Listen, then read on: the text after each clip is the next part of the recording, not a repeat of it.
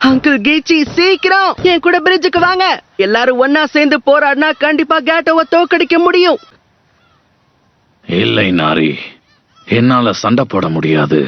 உங்க அப்பா மாதிரியான ஆட்கள். ஆனா அவருக்கு என்னாச்சுன்னு பாத்தில, இன்னும் பல பேர் இறந்து போவாங்க, பல வருத்தங்கள் கிடைக்கும்.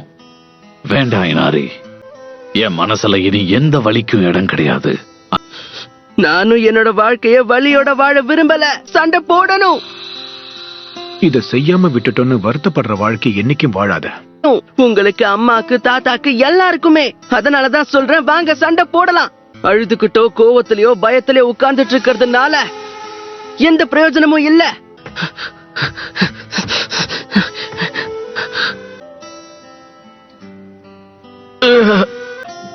நம்ம இனாரி பெரிய பையன் ஆயிட்டான். அவனை அந்த இடத்துக்கு தனியா அனுப்புறதுதான் உங்க விருப்பமானு யோசிச்சுக்கோங்க.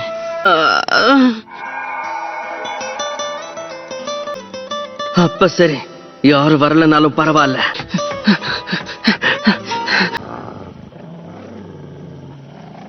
உன்னோட பேராசை உன்னை எங்க கொண்டு வந்து விட்டுருக்குன்னு பாரு சாபோசா. இது இருக்கிறதுக்கு முதல்ல உனக்கு உயிர் இருக்கணும். சீக்கிரம், காத்துட்டு இருக்காத. எதுக்காக பின் வாங்குற? நீ ஒரு வீரன் ஆகணும் தானே ஆசைப்பட்ட? நிறைய வழி இருக்கு.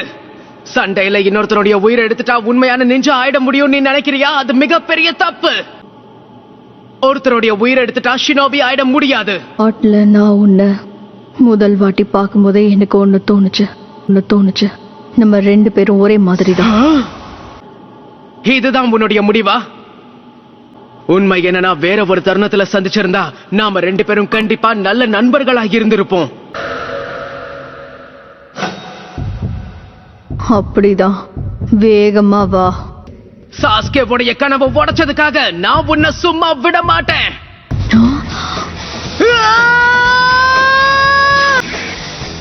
மன்னிச்சிரு நருட்டோ, திட்டத்துல ஒரு சின்ன மாற்றம். சாகிறதுக்கு முன்னாடி ஒரு முக்கியமான வேலை ஒண்ணு இருக்கு.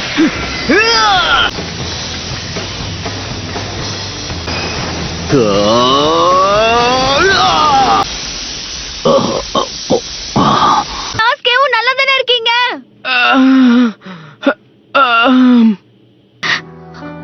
அவனோட உடல் சில்லுன்னு இருக்கு. உன்னோட கெஞ்சுட்சுவை வச்சு என்ன ஏமாத்த பாக்குறியா என்ன? பாரு, நான் இருக்கேங்கிறதுக்காக வலிய உனக்குள்ள வச்சுக்காத. நீ அழணும்னா தாராளமா அழுதுக்கோ, எதை பத்தி யோசிக்காத.